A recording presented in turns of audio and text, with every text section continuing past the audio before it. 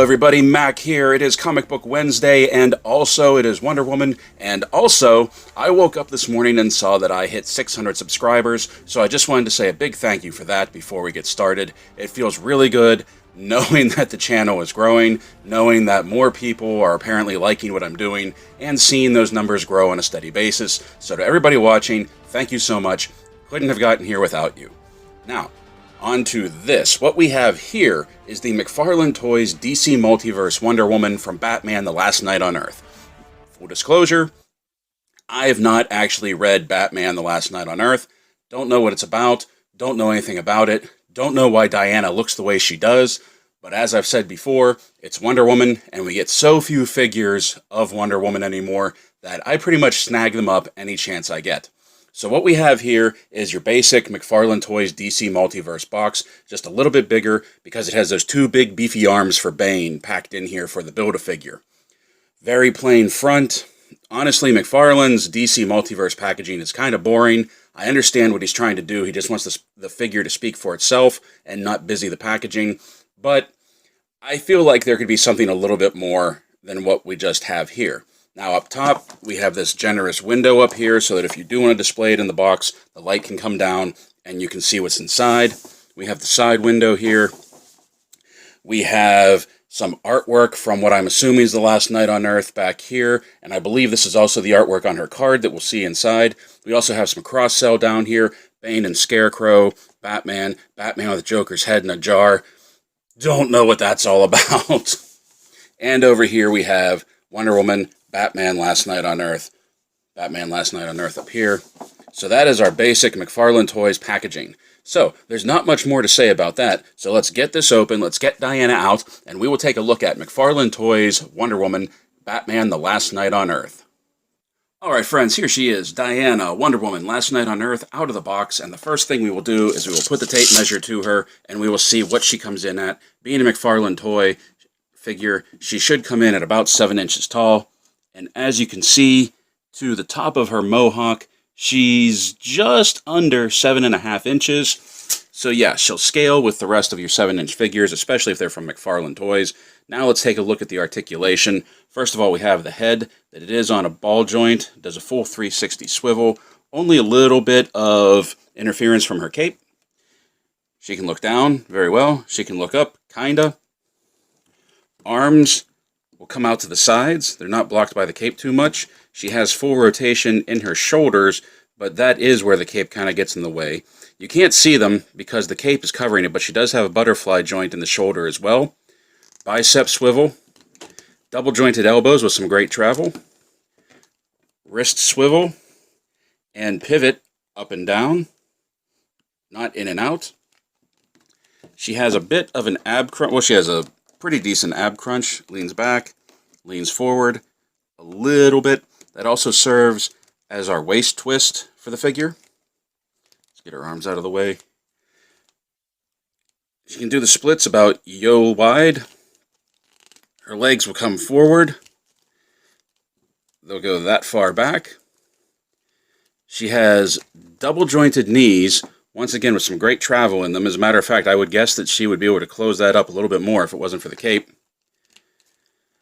Like the other DC Multiverse figures we've seen, no thigh swivel, no boot cut, ankle swivel, and a front and back rocker, which since it's a ball joint, you can kind of turn it, I think, and get, maybe not. Maybe not. Just front and back. Not so much side to side. You can kind of fake it. And she has her toe articulation. So that is what we have for articulation. Now, let's get one thing out of the way. Something that I was kind of disappointed in. This cape does not come off. I thought this cape was going to be able to come off. I thought it'd be really cool to see what she looks like without the cape. I thought it would be really cool to see what this cape would look like on some of my other Wonder Woman figures, especially my Wonder Woman 84 figure. Because I always like when Diana has a red cape. I think that just completes the look. I don't know why more figures didn't come with the cape. But I was really hoping to be able to take this off and see how it looks on other figures. But it's on her pretty well. You can even see along the chest line here that it's actually anchored in there. You can see, let me see if I can focus in. There's a bit of a groove in her body where this is obviously slotted in and glued. So that is that. That is a little disappointing. All in all, she's not bad. I definitely think her skin tone is better than the Wonder Woman 84 figure. And I understand with Wonder Woman 84, they're trying to mimic the skin tone of a real person. They're trying to mimic the darker tone of Gal Gadot. But I think this actually looks more realistic to me. The skin tone from Wonder Woman 84, after I looked at it for a while, I started to think that it looked a little too tawny, a little too olive or something. It just doesn't look normal. It looks much better on the Golden Armor figure, but not so much on just the standard Wonder Woman figure. I would have much rather had a McFarlane Toys Wonder Woman figure in her classic look with this type of skin tone. Now, let's also take a look at her face sculpt here. As you can see on her face sculpt right here, her face sculpt is fantastic. I love the eyes. The eyes on mine look great, which I'm very thankful for, because a lot of times you get eyes that are kind of either lazy or crossed or too close together or just something. I feel like with this one, they really got the eyes right, and I love the angular features on her. I love the angular features of her face, her jawline, her cheeks. Everything looks great on this. I think this is a great, great head sculpt for Diana. The whole figure in general has a fairly decent sculpt to her, except this. This really bothers me. It's supposed to be a belt and her armored skirt with bare flesh in the middle, sort of like a midriff. But all they did was they took one piece of plastic, instead of giving her just two belts like Hasbro would do with like their G.I. Joe figures or something. They took one piece of plastic and just painted this flesh tone. And it doesn't blend well with the rest of the figure. It doesn't look right. It doesn't look, if you'll pardon me saying, it doesn't look natural. It's a big miss right there. Her boots aren't bad either, but her feet are a little wonky. I don't like how this part looks, and I don't know if that's the comic or if that's just the sculpt from McFarlane Toys. It's not bad. It's definitely not bad. I feel like it could be better as far as the sculpt goes. The bracers look great. Oh, and the cape, if we take a look at the cape, how it's ragged and it's textured.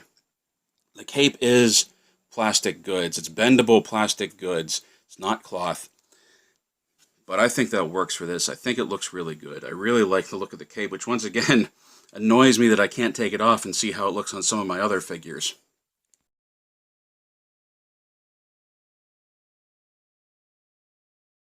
Getting her to stand is a little bit of a chore too. And I think it's because her legs are a little wonky, that they're bowed very much, and her feet just don't want to seem to pivot at the right spot. If you put them too far a click one way, she falls backwards. If you put it too far of a click another way, she'll fall forward. So you kind of gotta cheat a little bit and put them in two different positions to get her to hold her stance. But that brings us to the accessories we get, because one of the accessories we get, as always with McFarlane Toys, is a figure stand. So if you're having problems keeping her standing, you get this stand, which I think is a really cool addition. It's one thing I have to give McFarlane Toys credit for, is including a stand. Not a lot of companies do that, and I think it's fantastic that he does that. So that's one big prop to him for that. Something else that we get, which this has nothing to do with the figure, but I just want to show you how huge these arms are for Bane. Look at how chunky these things are. I can only imagine how big the final Bane figure is going to be. However, I don't plan on getting the rest of the line, so I'm never going to put this Bane figure together. So these are probably going to end up being trade bait for somebody for I don't know what, but this just isn't one that I'll be looking at getting. We also get, as with all of McFarlane DC comic multiverse figures, we get this trading card, which is kind of cool. This is the same artwork that was on the back of her box. I'm assuming this is a panel from the actual comic.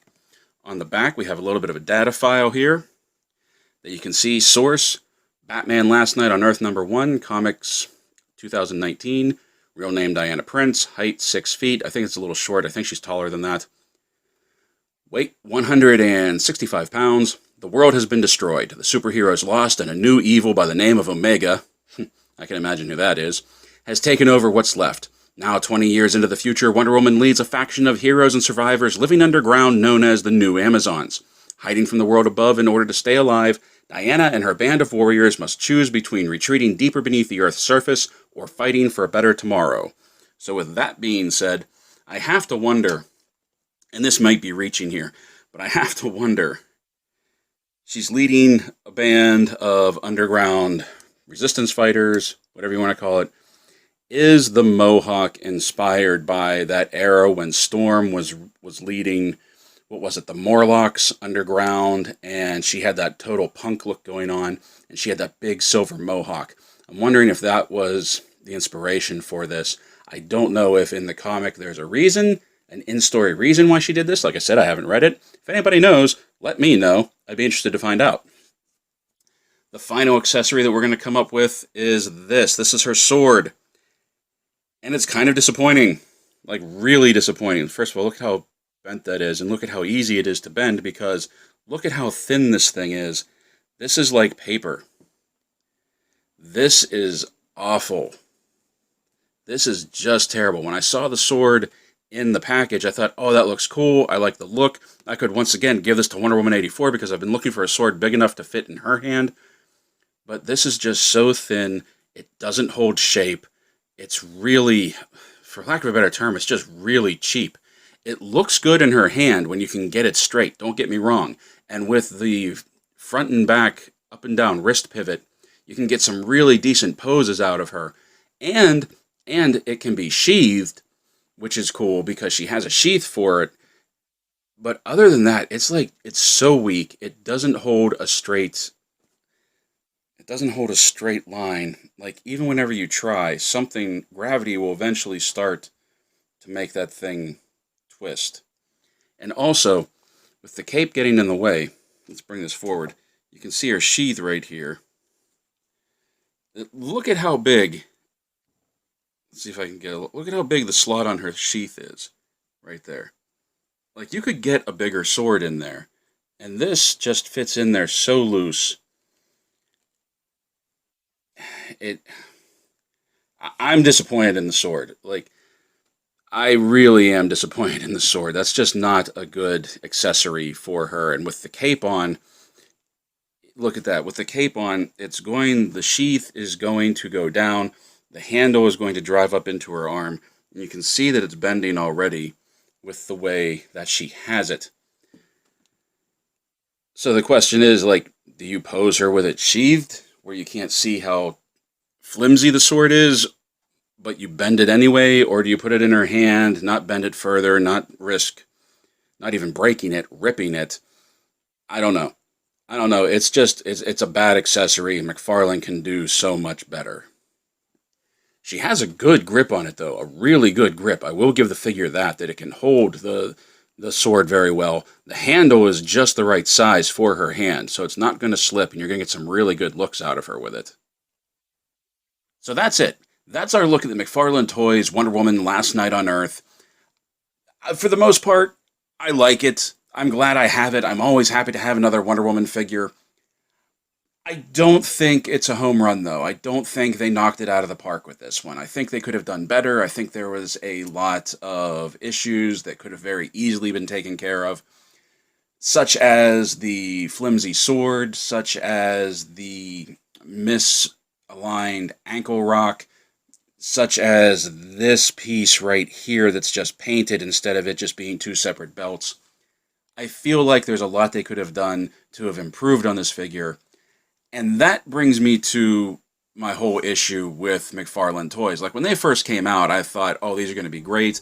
This is going to be something that could rival Hasbro. I feel like this is going to be something that Mattel never did with the DC Multiverse license. But truthfully, the more I get McFarlane Toys action figures, this new batch that they have coming out, the more I think these are okay. They're not fantastic. As a matter of fact, sometimes I get the feeling that if it's not Spawn, he doesn't really put his full resources behind the project. I like the figure. I think it could have been better. I don't think it's better than what Mattel was doing. I think it's on par with what Mattel was doing, and I think that is the big crime, that if you were going to get the license, if you were going to take it from a company like Mattel, you should really be doing everything you can to just make everything stand out and be so much better than what had come before. So it's good, it's nice, I like the McFarlane figures. Is this a must-have? No, probably not. I have it because I am a Wonder Woman junkie and I will consume pretty much anything that comes out for Diana. So having said that, there is more coming down the line. I have a few more things of Wonder Woman to take a look at. There will probably be more coming throughout the year. This is the 80th anniversary. So until I see you again, play well, everyone. Stay safe, stay healthy, and as always, thank you for watching, and once more, thank you for the 600.